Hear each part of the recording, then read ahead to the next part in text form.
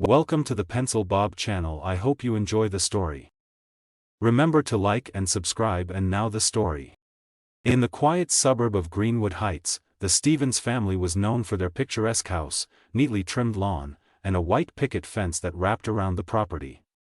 However, the Stevens harbored a secret within their backyard, a secret that would sow the seeds of rebellion and challenge the very foundations of their idyllic neighborhood.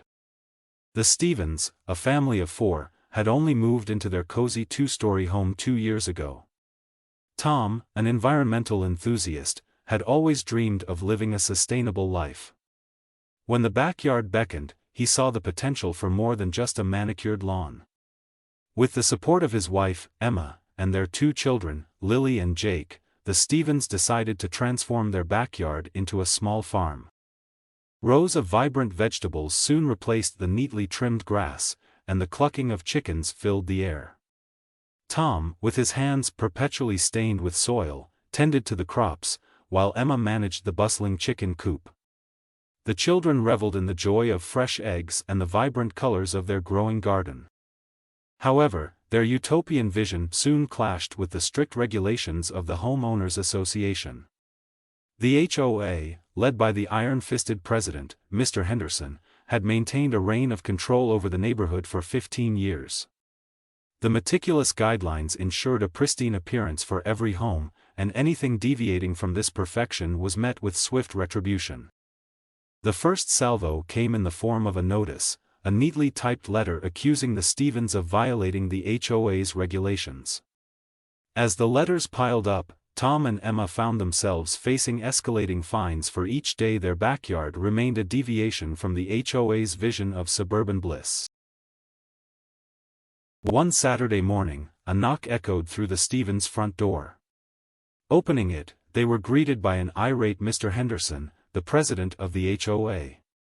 His face, etched with disdain, mirrored the stern warnings written in the countless notices. "You're ruining the neighborhood. We won't tolerate this defiance," he bellowed, his voice carrying the weight of years of authority. The Stevens, however, refused to back down.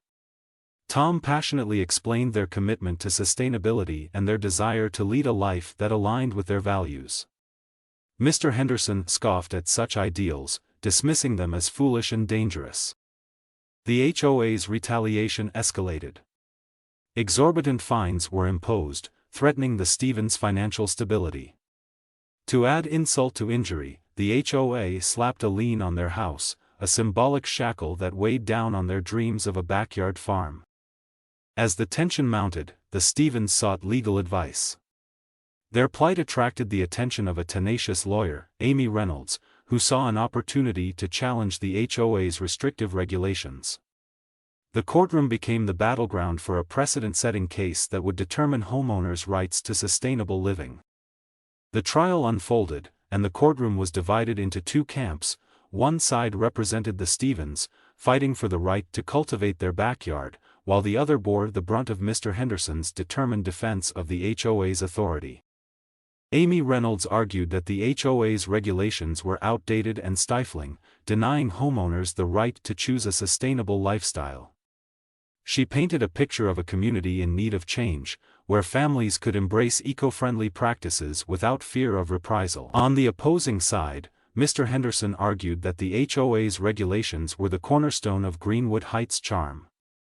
He portrayed the Stevens as reckless rebels, threatening the very fabric of their tight-knit community.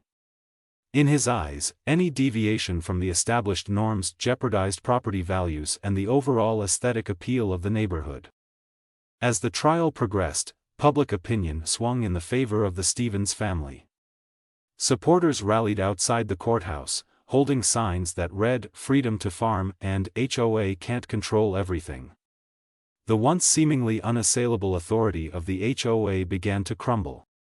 In a dramatic turn of events, evidence surfaced that Mr. Henderson had been using HOA funds for personal expenses, leading to an investigation into financial misconduct.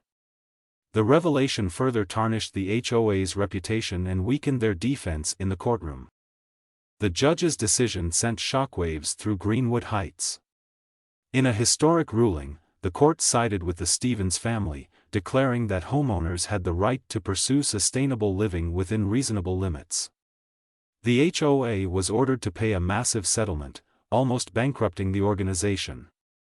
Mr. Henderson, facing public outrage and legal consequences, stepped down as the president after 15 years of unwavering rule. The victory was not just for the Stevens but for every homeowner who yearned for the freedom to cultivate their own slice of sustainable paradise.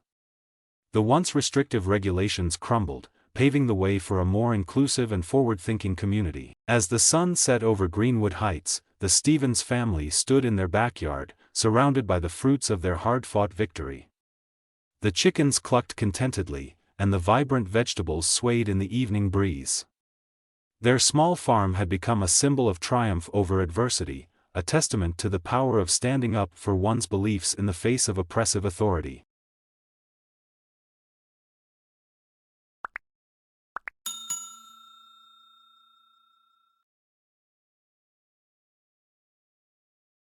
I would like to thank you for watching the video to the end. To encourage us to make more videos, please like, subscribe, comment, as well as share. Check out this other video if you haven't already.